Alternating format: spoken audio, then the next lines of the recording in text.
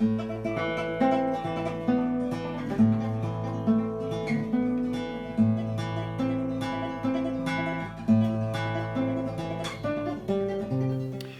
spending money is an essential part of economic activity because we have a market economy, so we use some means of payment like euros or dollars to exchange for goods that we want, and to get those dollars we sell our labor. In this chapter we spend a lot of time thinking about spending decisions, and because macroeconomics is concerned with this intertemporal choice, spend today versus spend tomorrow, invest in productive equipment today or postpone that investment in productive equipment to tomorrow. Even the government spending has intertemporal aspects. That means we really have to consider a budget constraint, and we also have to think about people's preferences. And understanding people's preferences means thinking about what makes them tick, and we like to think of that as being consistent. So an important aspect of what analyses of consumption are about is people's desire to behave in a consistent way, and they may be impatient or they may be less impatient. If they're impatient, they'll tend to pull their spending forward and then pay for it later. For example, if you want to buy an apartment, or if you want to buy a car, you don't have the money, you're willing to borrow the money, so you get the car now, and you get to enjoy it over many periods in the future.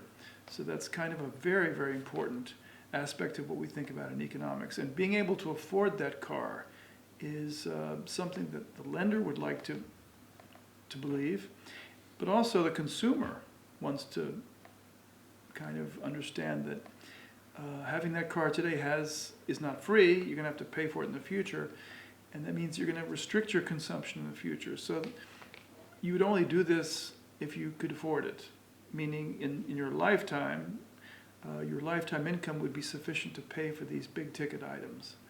Now the little ticket items are going to the grocery or going to a movie or a bar. Those things you can sort of calculate as a steady stream. A washing machine or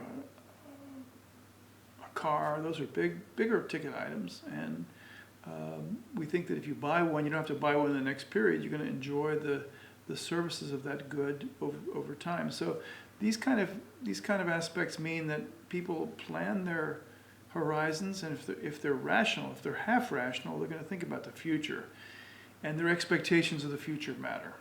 So that's a really fundamental set of things we have to deal with in macroeconomics.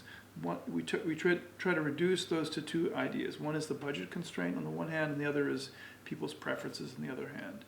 And we use the simple tools of a budget constraint, a budget line, and the indifference curves to sort out those two aspects.